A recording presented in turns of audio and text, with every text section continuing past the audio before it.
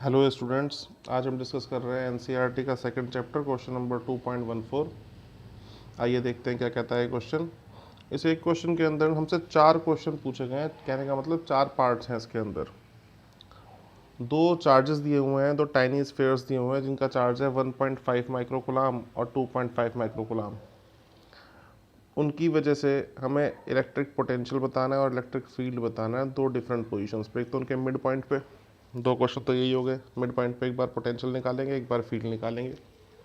फिर second part है perpendicular bisector पे, एक बार पोटेंशियल निकालेंगे, एक बार फील्ड निकालेंगे। तो कुल मिलाकर के 4 केसेस हैं। तो बारी बारी बात करते हैं सबकी। ए पार्ट और ए पार्ट का भी फर्स्ट पार्ट। फर्स्ट पार्ट से मतलब इलेक्ट्रिक पोटेंशियल कितना होगा सेंटर पे। डायग्राम बनाते हैं पहले। यहाँ मैं मान लेता हूँ 1.5 माइक्रोकुलाम का चार्ज रखा है, यहाँ 2.5 माइक्रोकुलाम का चार्ज रखा है। ये इनका मिड पॉइंट है। मिड पॉइंट से एक तरफ का डिस्टेंस 15 सेंटीमीटर, मिड पॉइंट से दूसरी तरफ का डिस्टेंस 15 सेंटीमीटर। टोटल डिस्टेंस दोनों चार्जेस के बीच का 30 सेंटीमीटर। अच्छा, इस पॉइंट को मैं मान लेता हूँ ए, इस पॉइंट को मैं मान लेता हूँ बी, और ये पॉइंट मैं मान लेता हूँ ओ। तो ओ पॉइंट पे मुझे इलेक्ट्रिक पोटेंशियल फाइंड आउट करना है। जैसा कि हम लोग जानते हैं इलेक्ट्रिक पोटेंशियल एक स्केलर क्वांटिटी है, तो इसमें डायरेक्शन का कोई चक्कर नहीं होता। मैं दोनों चार्जेस की वजह से अलग अलग पोटेंशियल निकाल के उसको ऐड कर दूंगा तो मेरे को टोटल पोटेंशियल मिल जाएगा। यानी कि V is equal to V1 plus V2, या तो मैं ऐसा लिख सकता हूँ, या V is equal to VA plus VB, मैं ऐसा लिख सकता हूँ। A मतलब A पॉइंट का पोटेंशियल और B मतलब B पॉइंट का पोटेंशियल। वैसे तो आप सभी जानते होंगे कि पोटेंशियल का फॉर्मूला के क्यू बाय आर होता है, लेकिन जिन बच्चों को नहीं पता उनके लिए मैं बता दूं V इज इक्वल टू के क्यू बाय आर। के Q by distance, point charges के लिए या टाइनी स्फेयर के लिए हम ये फॉर्मूला लगा सकते हैं। तो पहले वाले के लिए पोटेंशियल के क्यू 1 बाय आर, दूसरे वाले के लिए के क्यू 2 बाय आर।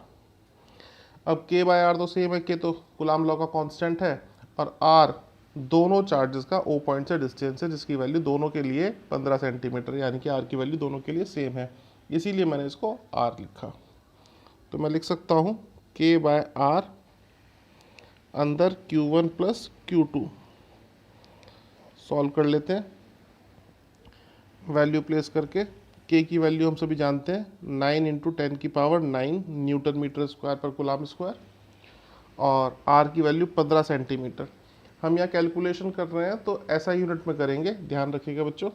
तो मुझे सेंटीमीटर को मीटर में कन्वर्ट करना पड़ेगा, जिसके लिए मैं 10 की पावर -2 से मल्टीप्लाई कर देता हूँ।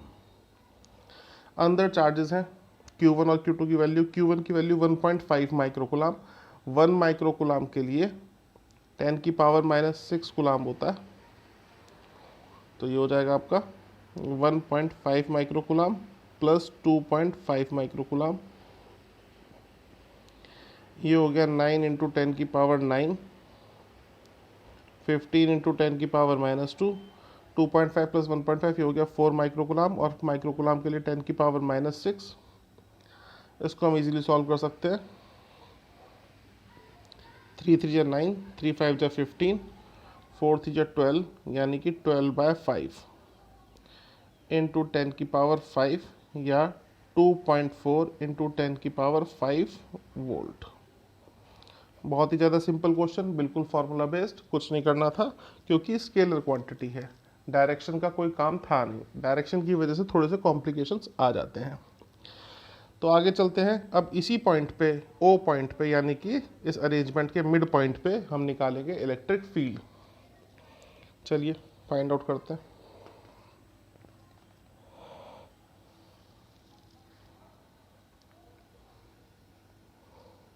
ए पार्ट का सेकंड पार्ट कर रहे हैं, इलेक्ट्रिक फील्ड निकालने की कोशिश करेंगे। ये मेरा ए पॉइंट, ये मेरा बी पॉइंट। ए पॉइंट पर चार्ज रखा है 1.5 माइक्रोकुलाम, बी पॉइंट पर चार्ज रखा है 2.5 माइक्रोकुलाम। ये मिड पॉइंट जहाँ पे मुझे इलेक्ट्रिक फील्ड निकालना है, एक तरफ का डिस्टेंस 15 सेंटीमीटर, दूसरी तरफ का distance 15 centimetre, total distance 30 centimetre, और यहाँ चाहिए मुझे ओ पॉइंट पे इलेक्ट्रिक फील्ड। तो इलेक्ट्रिक फील्ड के बारे में मैं आप लोगों को बता दूं कि जब भी हम इलेक्ट्रिक फील्ड कैलकुलेट करते हैं तो वहाँ पे हम रखते हैं test charge. Test charge nature में होता है यूनिट पॉजिटिव चार्ज। तो जब मैं यहाँ पे टेस्ट चार्ज रखूँगा, ये पहले वाला चार्ज उसको रिपेल करेगा इस तरह से, और ये दूसरे वाला चार्ज बी जो है ये भी उसको रिपेल करेगा इस तरह से। इसी अरेंजमेंट को नीचे दिखाऊं, ए को मैं 1 भी कह रहा हूँ फर्स्ट चार्ज, बी को मैं 2 भी कह रहा हूँ सेकंड चार्ज। तो this is the field due to first charge and this is the field due to second charge. अब इसमें समझने वाली बात यह है कि क्योंकि सेकंड चार्ज जो बी पॉइंट की वजह से चार्ज है, या जो बी है उसकी वैल्यू ज़्यादा है, तो उसका इलेक्ट्रिक फील्ड भी ज़्यादा होगा, और जो फर्स्ट वाला चार्ज है उसकी वैल्यू कम है तो उसका फील्ड भी कम होगा। तो इन दोनों में E1 और E2 में मैं कंपैरिजन करूं तो E2 की वैल्यू बड़ी होगी और E1 की वैल्यू छोटी होगी। अब ये दोनों वेक्टर क्वांटिटी हैं, दोनों के पास डायरेक्शन है, डायरेक्शन ऑपोजिट है ना। तो नेट फील्ड निकालने के लिए हम क्या करेंगे, बड़े वाले फील्ड में से छोटे वाले को सब्ट्रैक्ट कर देंगे, यानी कि नेट फील्ड अगर मैं कहूँ तो इस डायरेक्शन में आएगा, E2 के डायरेक्शन में, और इसकी वैल्यू जो होगी वो होगी E2 माइनस E1। अब E2 और E1 प्लेस करके मैं सॉल्व कर सकता हूँ इसको। तो इलेक्ट्रिक फील्ड का फॉर्मूला जिन बच्चों को नहीं पता उनके लिए बता दूं, के क्यू बाय डिस्टेंस का स्क्वायर पॉइंट चार्ज या टाइनी स्फीयर के लिए। तो यहाँ पे मैं लिख सकता हूँ के Q1 बाय आर स्क्वायर, और यहाँ पे के Q2, सॉरी ये 2 था तो यहाँ 2 और यहाँ 1 बाय आर स्क्वायर।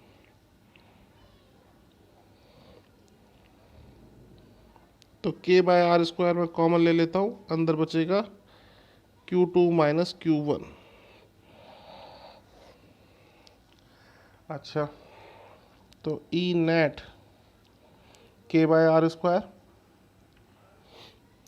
के की वैल्यू है हमारी 9 इंटू 10 की पावर 9, आर हमारा 15 सेंटीमीटर, जिसको मीटर में कन्वर्ट करने के लिए 10 की पावर माइनस 2 से मल्टीप्लाई करेंगे, और यहाँ स्क्वायर भी है तो स्क्वायर कर देते हैं। उसके बाद Q2 माइनस Q1 कर देते हैं। Q2 यानी कि सेकेंड वाला चार्ज 2.5 माइक्रोकुलाम, Q1 यानी कि पहले वाला चार्ज 1.5 माइक्रोकुलाम। तो ई नेट हो गया हमारा 9 इंटू 10 की पावर 9, और नीचे इसका स्क्वायर करेंगे 15 का तो ये हो जाएगा 225 इंटू 10 की पावर माइनस 4। 2.5 में से 1.5 गया तो बचा 1, यानी कि 1 माइक्रोकुलाम, और माइक्रो के लिए 10 की पावर माइनस 6 कर सकते हैं। इसको जब सॉल्व करेंगे तो ये हो जाता है हमारा 900 बाय 225 इंटू 10 की पावर 5, या 4 इंटू 10 की पावर 5 न्यूटन पर कुलाम, या 4 इंटू 10 की पावर 5 वोल्ट पर metre. This is the answer. Direction की बात करें तो इसका डायरेक्शन होगा पहले चार्ज की तरफ। ये जो डायरेक्शन है ये मैंने यहाँ डायरेक्शन दिखा रखा है, डायरेक्शन बी से ए की तरफ होगा, ठीक है, B to A. This is the direction of net field. I hope समझ में आ गया होगा आपको। आगे चलते हैं, बी पार्ट इसका डिस्कस करते हैं।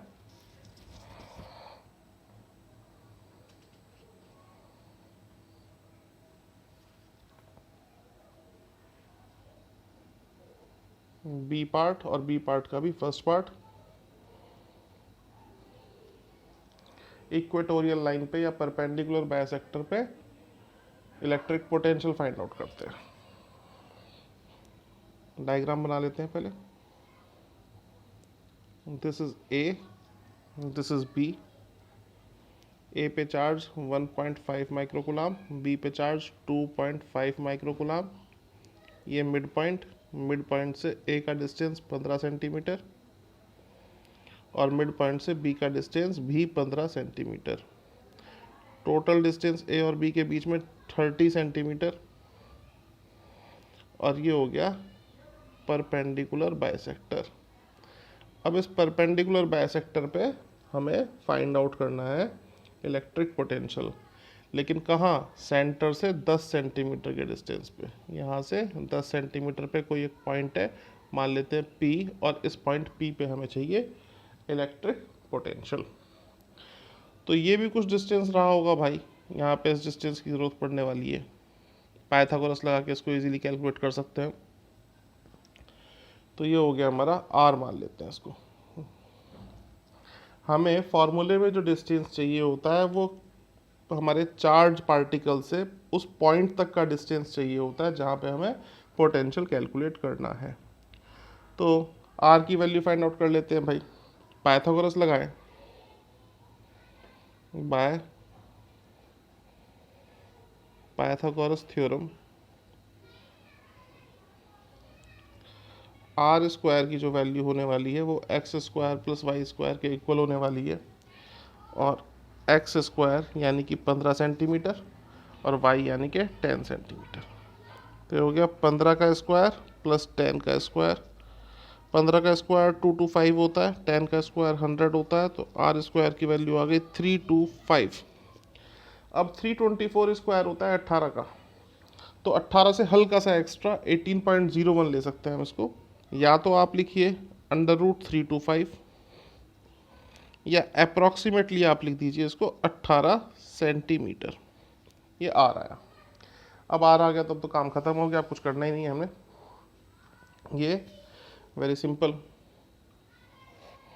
तो अब हमें चाहिए पोटेंशियल एट पॉइंट पी। तो पोटेंशियल जो होगा वो होगा V1 प्लस V2, यानी कि KQ1/R plus KQ2/R। Scalar quantity है इसलिए डायरेक्ट अलजेब्रा की हेल्प से हमने ऐड कर दिया, कोई डायरेक्शन लेने की ज़रूरत नहीं है। K/R हम कॉमन ले लेते हैं, अंदर रह गया Q1 प्लस Q2। K की वैल्यू 9 इंटू 10⁻⁹, डिस्टेंस हमारा आया 18 सेंटीमीटर। मीटर में कन्वर्ट करने के लिए 10⁻⁻² से मल्टीप्लाई कर देंगे। अंदर चार्जेस हो गए Q1 1.5 माइक्रोकुलाम और Q2 की वैल्यू 2.5 माइक्रोकुलाम। ये ऐड होकर हो गया 4 माइक्रोकुलाम।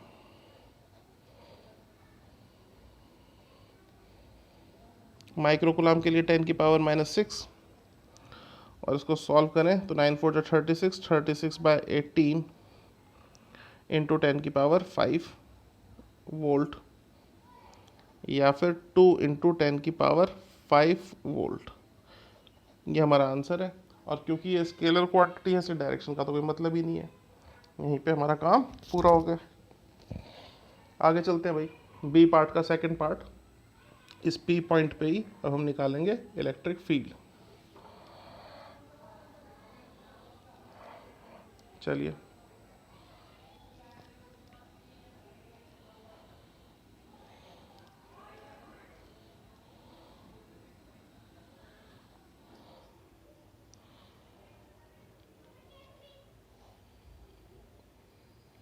ये ए पॉइंट, ये बी पॉइंट। ए पॉइंट पर चार्ज रखा है 1.5 माइक्रोकुलाम, बी पॉइंट पे रखा है 2.5 माइक्रोकुलाम। ये सेंटर ओ, सेंटर से एक तरफ का डिस्टेंस 15 सेंटीमीटर, सेंटर से दूसरी तरफ का डिस्टेंस 15 सेंटीमीटर, दोनों चार्जेस के बीच का सेपरेशन 30 सेंटीमीटर। ये इसका परपेंडिकुलर बाइसेक्टर। यहाँ कहीं पॉइंट मान लेते हैं P। इस P पॉइंट पे हमें फाइंड आउट करना है इलेक्ट्रिक फील्ड।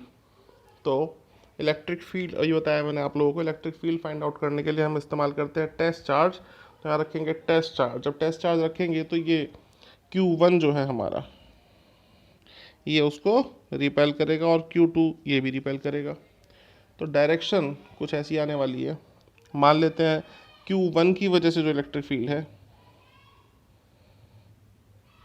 वो ऐसा होगा, और Q2 की वजह से जो है वो ऐसा होगा। ये E1, ये E2। अच्छा जी, this is Y, that is 10 centimetre. अच्छा, ये डिस्टेंस r अभी हम निकाल चुके हैं, इसकी r की वैल्यू पिछले पार्ट में ही 18 सेंटीमीटर अप्रॉक्सीमेटली। अच्छा, अब E1 और E2 में ध्यान दें तो यहाँ पे वेक्टर क्वांटिटी की कैलकुलेशन कर रहे हैं और वेक्टर क्वांटिटी में डायरेक्शन का रोल होता है, तो डायरेक्शन पे हमें फोकस करना पड़ेगा। और यहाँ पे बेटर होगा अगर हम x और y में इसके कंपोनेंट्स ब्रेक कर लें, क्योंकि ये जो E1 और E2 हमारे आए हैं ना तो x पे लाई कर रहे हैं ना y पे, तो उसके लिए एंगल की हेल्प लेंगे। ये एंगल मैं मान लेता हूँ थीटा, तो ये एंगल भी होगा थीटा। अब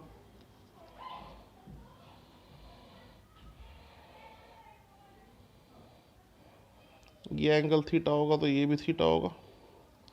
E1 का एक कंपोनेंट इस तरफ आएगा E1 cos थीटा, और एक कंपोनेंट इस तरफ आएगा E2 sin theta, sorry E1 sin theta.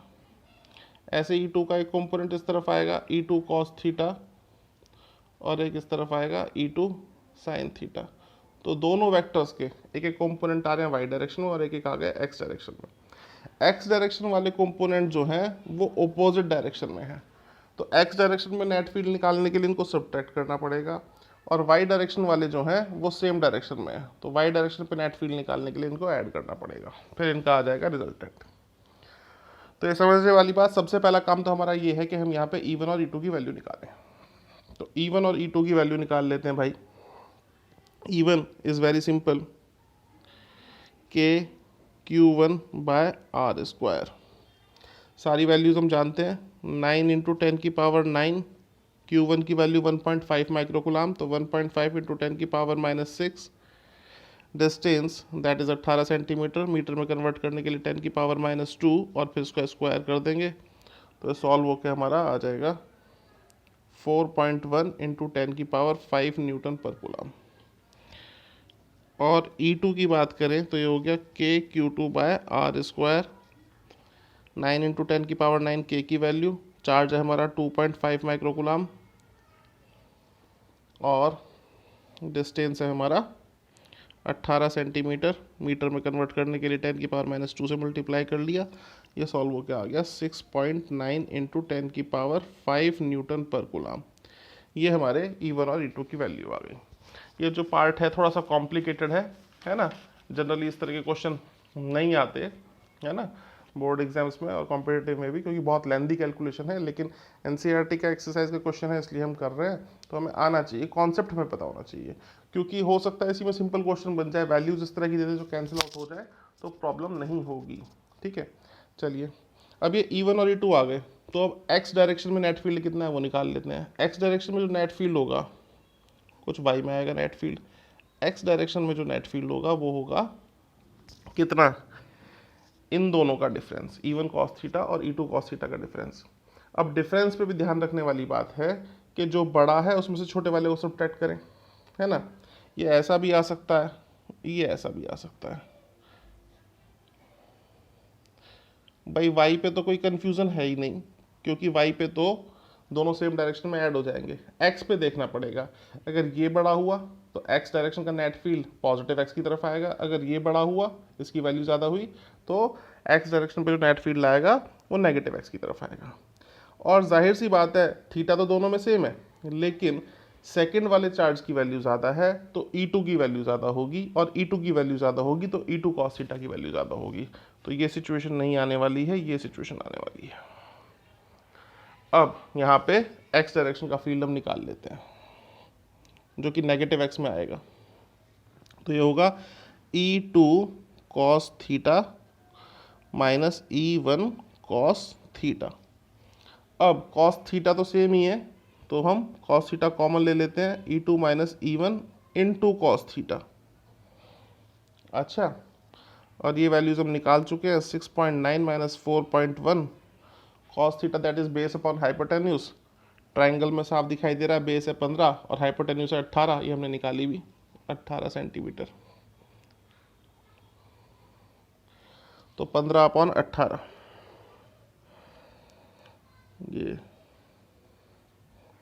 और इंटू 10 की पावर 5 में था ये, तो ये वैल्यू हमारी आ जाएगी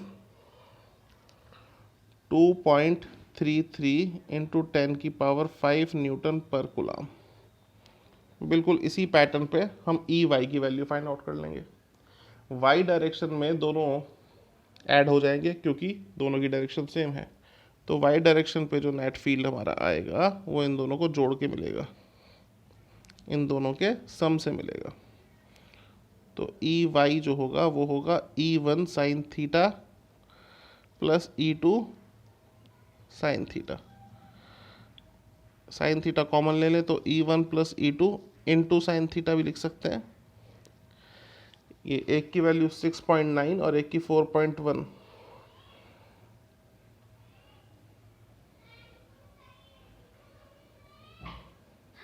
साइन थीटा की value 10/18 perpendicular upon hypotenuse into 10⁵। ये सॉल्व कर लेते हैं तो ये आएगा अप्रॉक्सीमेटली 6.1 इंटू 10⁵ न्यूटन पर कूलम। ये हमारे वाई डायरेक्शन में और एक्स डायरेक्शन में फील्ड आ गया। अब जब वाई और एक्स डायरेक्शन में नेट फील्ड मिल चुका है तो इन दोनों से हम रिजल्टेंट फील्ड फाइंड आउट कर लेंगे। एक्स और वाई पे जब हमें वैल्यूज मिल गई तो रिजल्टेंट कुछ ऐसा होगा। रिजल्टेंट का ये है नेट फील्ड, क्योंकि दो वेक्टर्स का रिजल्टेंट हमेशा उनके बीच से निकलता है। तो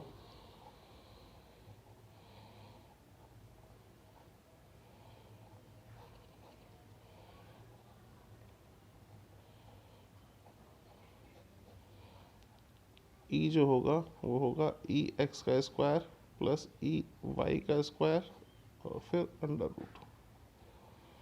ये हो जाएगा 2.33 इंटू 10⁵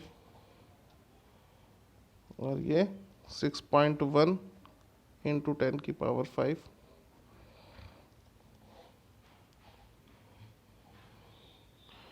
टू 2.33 का स्क्वायर अप्रोक्सीमेटली 5.42 और 10⁻10 6.1 का 37.21 इंटू 10⁻10। ऐसी कैलकुलेशंस आपसे कभी नहीं पूछी जाएंगी, आप निश्चिंत रहिए। मेरा पर्पस क्वेश्चन कराने के लिए बस ये है कि आपको कॉन्सेप्ट क्लियर हो जाए। ये हो जाएगा इन दोनों का सम 42.63 इंटू 10⁻10 6.52 अंडर रूट आता है इसका इंटू 10⁵ न्यूटन पर coulomb. This is the final answer. तो इस एक क्वेश्चन के अंदर आपसे 4 क्वेश्चन बारी बारी पूछे गए। एक तो मिड पॉइंट पे पहले पोटेंशियल, फिर फील्ड, फिर परपेंडिकुलर बाइसेक्टर पे पहले पोटेंशियल और फिर फील्ड। तो हमने एक क्वेश्चन नहीं किया है, हमने बेसिकली 4 कॉन्सेप्ट या 4 क्वेश्चन हमने आज सॉल्व किए हैं, स्टडी किए हैं। तो आज के लिए इतना ही। कैलकुलेशन पे स्टूडेंट्स फोकस मत कीजिएगा, कैलकुलेशन आप विदाउट कैलकुलेटर नहीं कर पाएंगे, थोड़ी सी कॉम्प्लिकेटेड है। लेकिन इस तरह की वैल्यूज़ आपसे पूछी भी नहीं जाएंगी, आपसे ऐसी वैल्यूज़ पूछी जाएंगी जो इजीली कैंसिल आउट हो जाए। तो आप कॉन्सेप्ट पे फोकस कीजिए। आज के लिए इतना ही, नेक्स्ट वीडियो में डिस्कस करते हैं next question. Thank you very much.